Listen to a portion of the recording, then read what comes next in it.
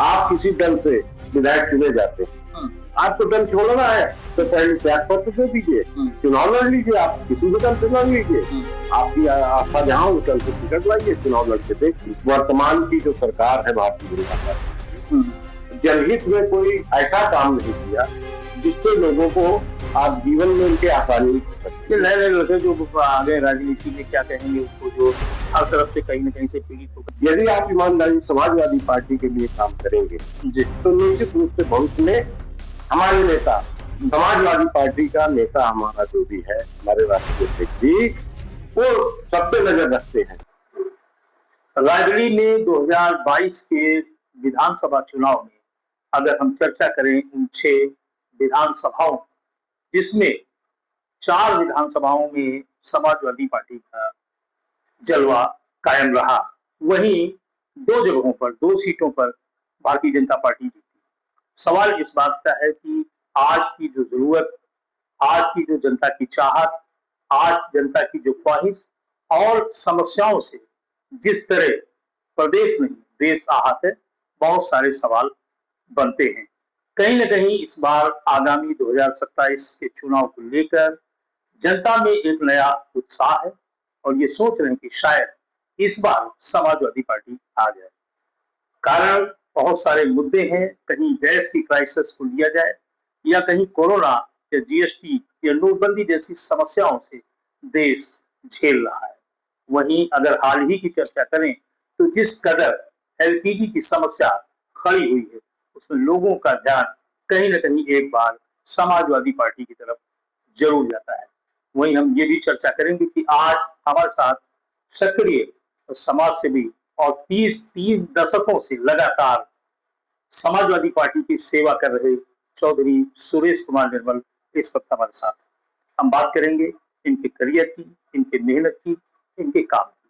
जिस कदर सलोन विधानसभा क्षेत्र में लगातार सेवाएं करते रहे, लोगों के साथ जुड़े रहे, नेताजी के समय से लेकर अब तक राष्ट्रीय अध्यक्ष अखिलेश यादव के ये सबसे दुलारे रहे। हम चर्चा करेंगे कि आखिर आने वाले 2027 के चुनाव में आप कहाँ रहेंगे।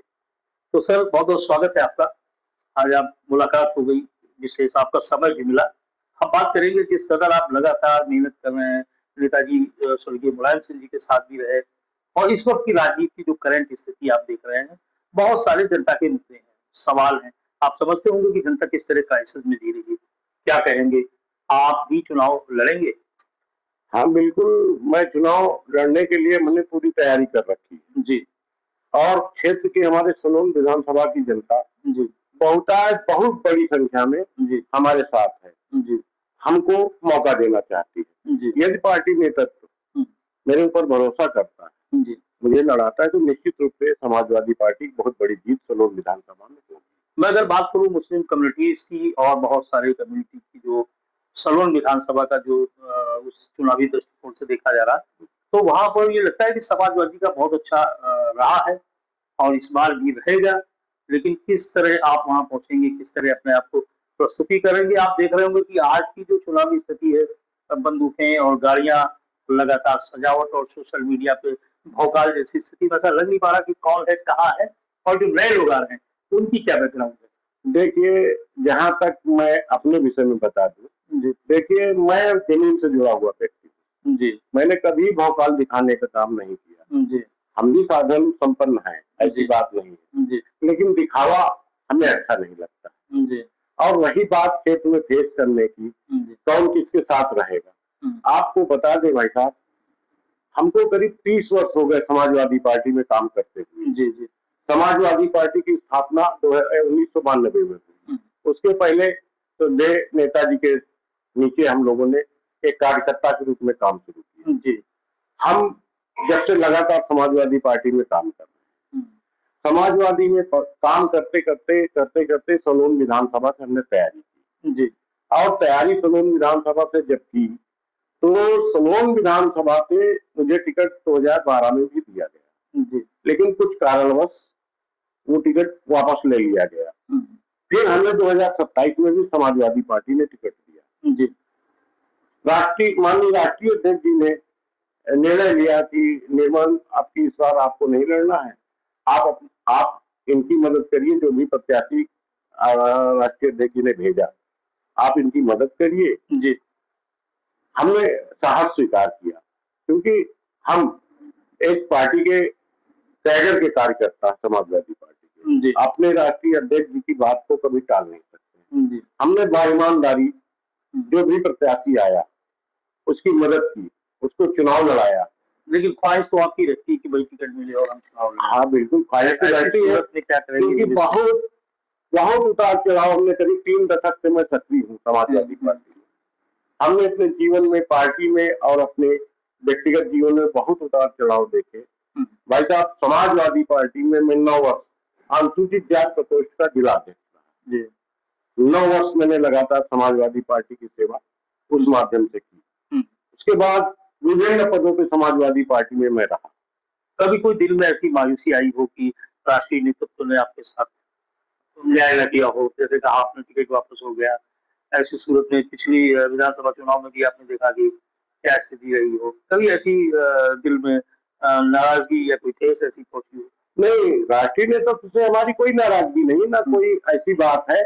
कभी कभी कुछ चीजों को न चाहते हुए भी कुछ निर्णय लेने पड़ते हैं। माननीय राष्ट्रीय अध्यक्ष हमें भली भांत जानते हैं और वो ये भी जानते हैं कि मैंने समाजवादी पार्टी को कभी धोखा नहीं दिया है। कभी ऐसा नहीं हुआ 2 बार मेरा टिकट वापस किया गया, हमने पार्टी का विरोध नहीं किया।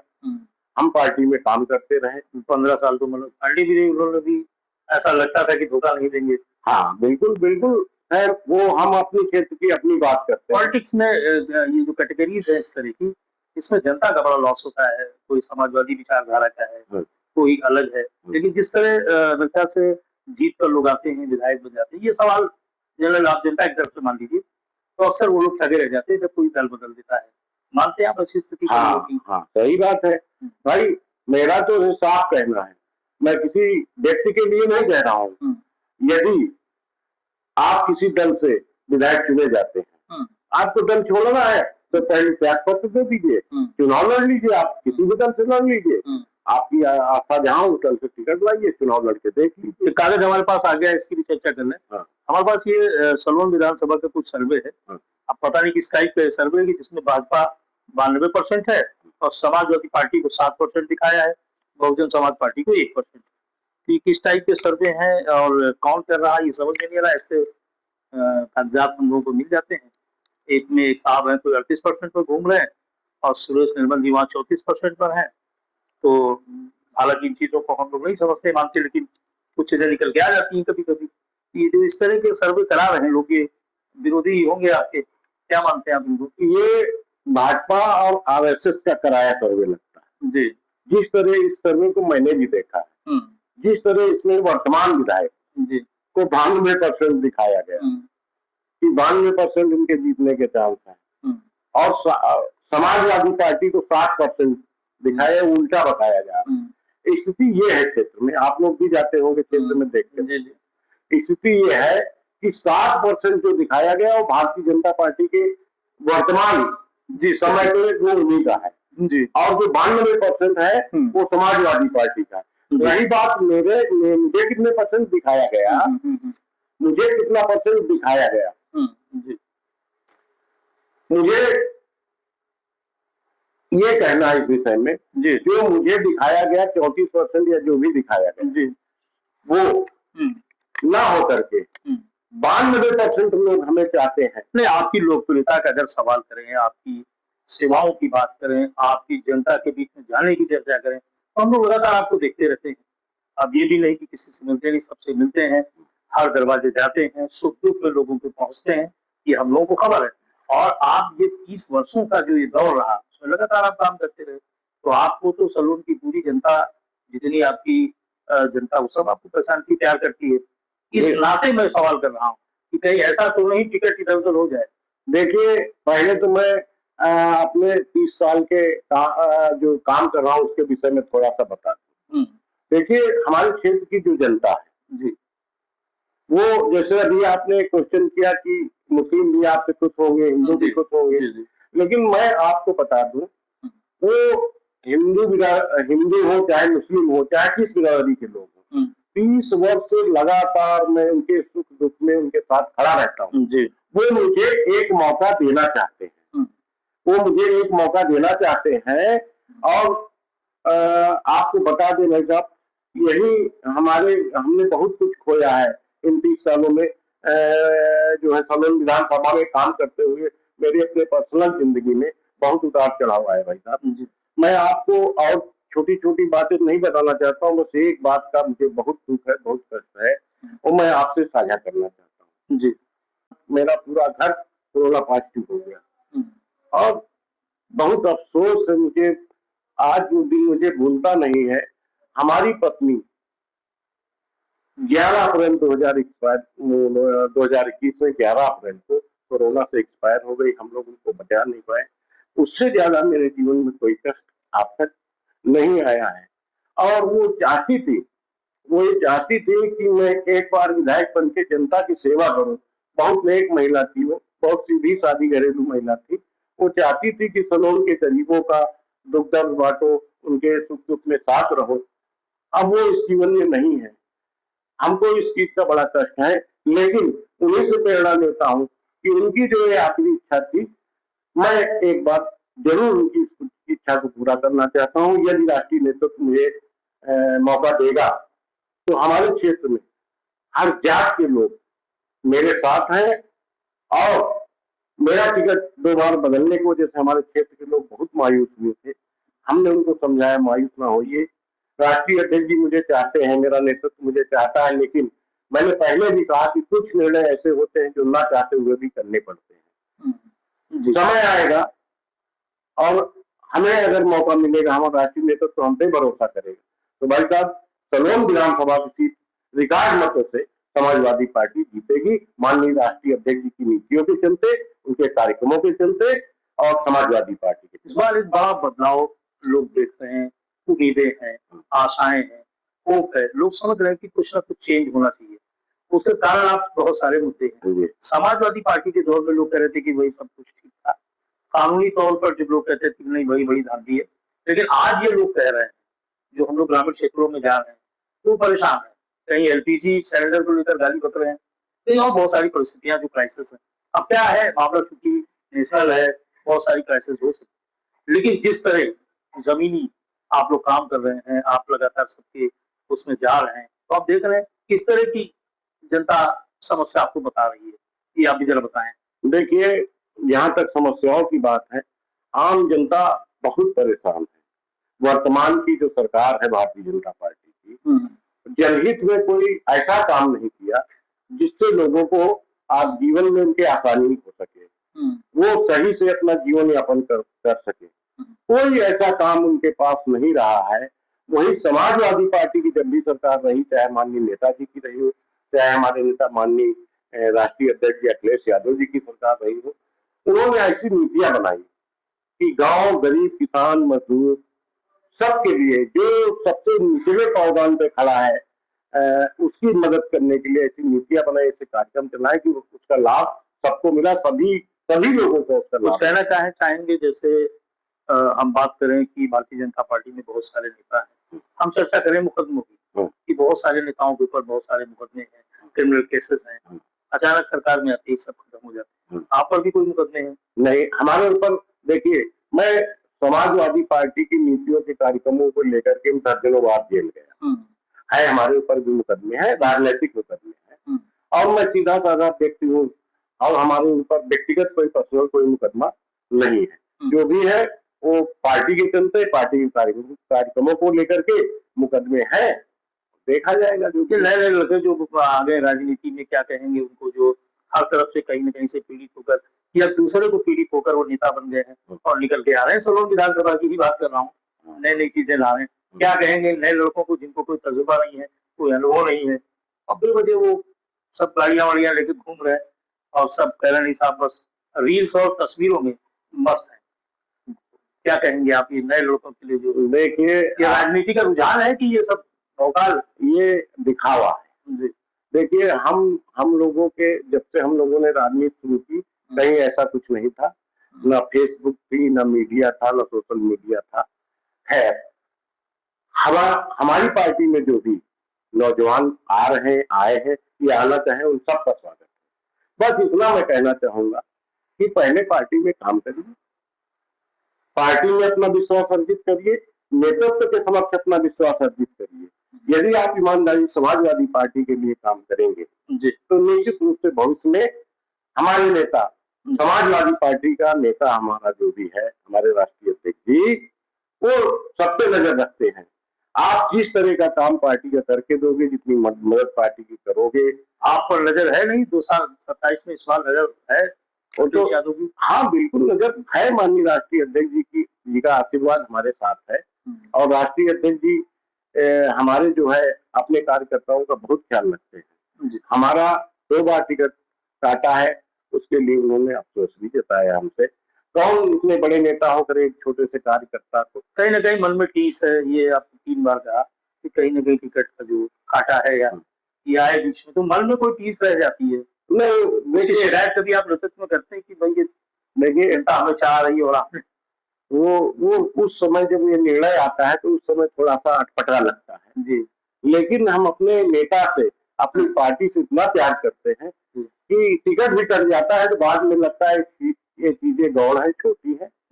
हम अपने नेता का मोह नहीं छोड़ पाते, पार्टियों को, नीतियों को नहीं छोड़ पाते हैं और मरते दम तक जब तक जीवित रहेंगे हम अपने नेता के पीछे काम करते रहेंगे, कार्यकर्ता के लिए।